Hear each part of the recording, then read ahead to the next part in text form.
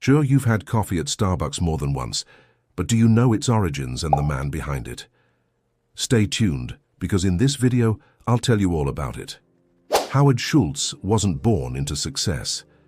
He grew up in a poor housing complex in Brooklyn, New York, watching his father struggle with low-paying jobs and no job security. But instead of letting that define him, he made a choice.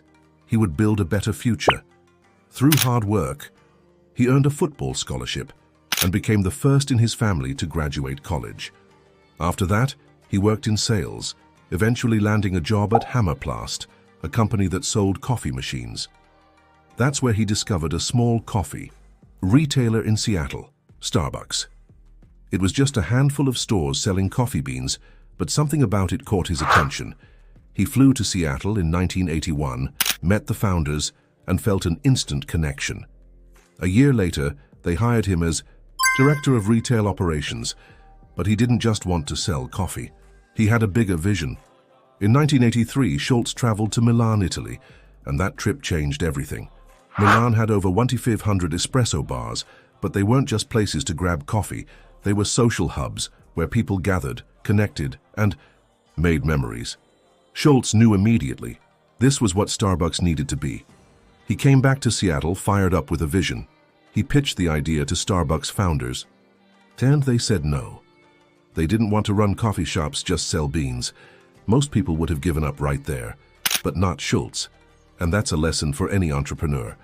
When people don't see what you see, you have to believe in your vision even more. In 1985, Schultz took a leap of faith. He left Starbucks and opened his own coffee shop, Il Giornale, inspired by the Italian cafe culture. It was a success. Then, in 1987, fate knocked on his door. Starbucks owners decided to sell the company. Schultz didn't hesitate. He raised money, bought Starbucks, and merged it with Il Giornale. Now he had full control, and he was ready to make history. From that moment on, he went all in. He transformed Starbucks into an experience.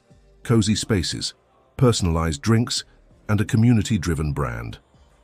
By the early 2000s, Starbucks had thousands of stores worldwide, proving that a simple idea, executed with passion, can change the world. Today, Howard Schultz is worth over $3.5 billion. He stepped down as CEO multiple times, but his legacy remains.